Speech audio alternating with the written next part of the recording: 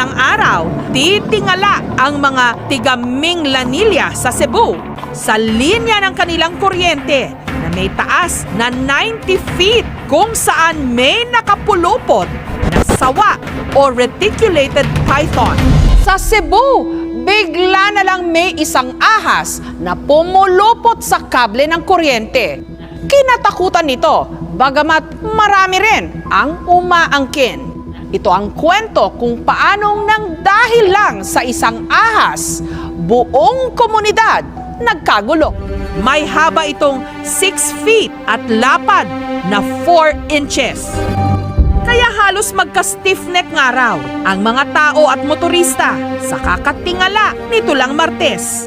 Nagkanda buhol-buhol pa ang traffic, lalo pat anumang oras, pinangangambahang baka malaglag ang ahas. Ang ilan sa mga nakiusyoso, imbes na sa daan nakatingin, sa ahas nakatitig. Kaya ang resulta, banggaan. Lahat ng ito nang dahil lang sa isang ahas.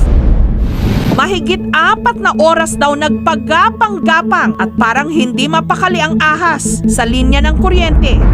Nung mga oras namang yon, saktong napadaan si PO3 Humphrey Alicaya na off-duty na nung araw na yon. Nung nakita daw niya ang ahas, agad siyang rumisponde.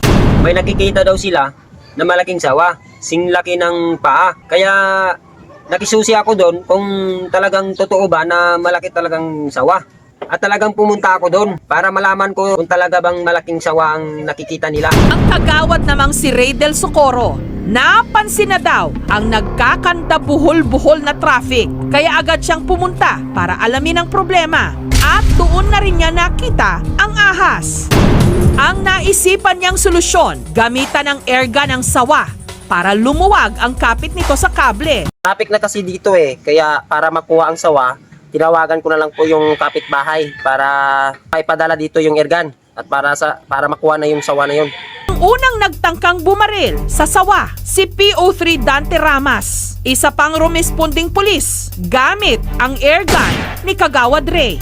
Pero nagmintis siya. Kaya to the rescue si PO3 Humphrey gamit ang kanyang sariling airgun. At sa pagkakataong ito, tinamaan niya ang buntot ng sawa. Paglilinaw niya, hindi raw niya talaga intensyon na saktan ito, kaya buntot lang daw nito ang kanyang inasinta. Nais rin daw nilang ma-rescue ang ahas dahil baka makuryente ito. Di natin alam, baka biglang bumagsak yung sawa at baka makakagat ng tao. Buti na lang kung matapang yung tao, maglalabanay sila, lalabanan niya. Gaganyan, pak. Ang ibang tao kasi, sobrang tapang sa mga sasawa kasi papulutan lang yan nila At may ibang tao naman mabait, yun lang po ma'am. Baril nga ang ahas, pero hindi nito niluwagan ang kapit sa kable. Lalo pa nga itong lumingkis.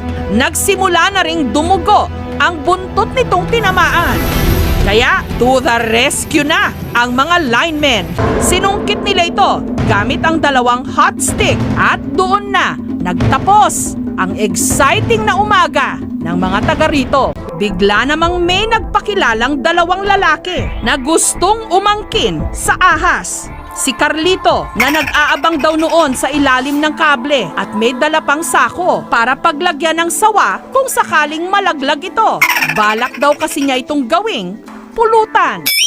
Buti na lang nasungkit na nila yung sawa ma'am at saka hindi na nakaproviso ng tao. Tapos ligtas naman po ang ahas na pagbagsak niya kasi mababait naman. Mamababait naman kasi yung mga tao dito ma'am.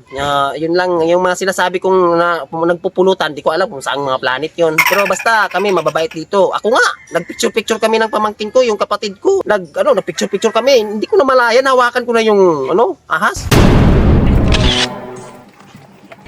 No. No.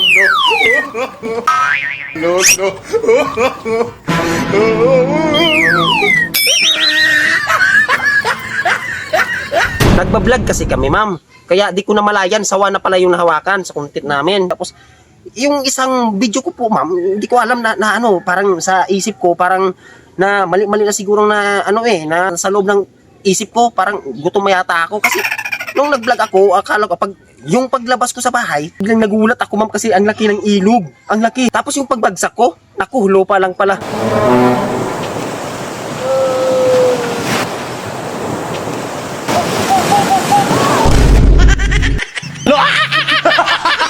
Parang nasa panaginip. Parang panaginip talaga. Anong nangyayari sa akin? Sa gutom lang siguro to. Kasi ma'am, ano, ikaw interviewer ha, wag kang tawa-tawa dyan. Kasi ma'am, alam mo kasi, siguro sa lipas gutom siguro ma'am, parang nasa panaginip yun eh. Paano mo masabi? Isang bisis lang naman siguro nangyari yon. Isang bisis ka dyan. Ang dami. Din nga sa labas ng bahay namin. Sa labas niyo? Oo ma'am, sa labas ng bahay namin. Kasi, pag tamo ako dun sa ilalim, akala ko ang napakalaking bangin. Akala ko, natatakot ako. Parang panaginip talaga ma'am kasi nga, nung itinulak ako ng kapatid ko, naku, sobrang kaba ko pagbagsak ko, lupa din pala. Wait a minute, get it how you live it. 10 toes in when we standing on business. Mix that underground methods. Sa gutom lang yan. Ayun na nga sinasabi ko sa iyo. Kasi kapag lipas gutom ka, kung ano nang mapapasok sa isip mo o ano nang mangyayari sa paningin mo. Buti na lang yung kung paningin mo, ganyan lang. Pero kung mga pagbablog yun, ang maiisip mo talaga na parang namata-mata ka ba? Buti lang kumuta yung makikita. Paano kung namamata-mata ka tapos makita mo aswang na, lintik na, dalaga na. Disclaimer, ang video na panood nyo po ay parody lamang. Huwag nyo sarang seryosohin dahil ito po ay for entertainment, for vlogging lamang. At kung nagustuhan mo ang video ito at hindi ka pa nakapag-follow sa aking page or YouTube channel, mag-follow na o mag-subscribe para lagi kang updated kung mayroon ako mga panibagong parody videos like this. And thanks for watching. Hanggang dito na lang. Kita-kits na lang tayo sa susunod na video. And thank you everyone sa pag-suporta.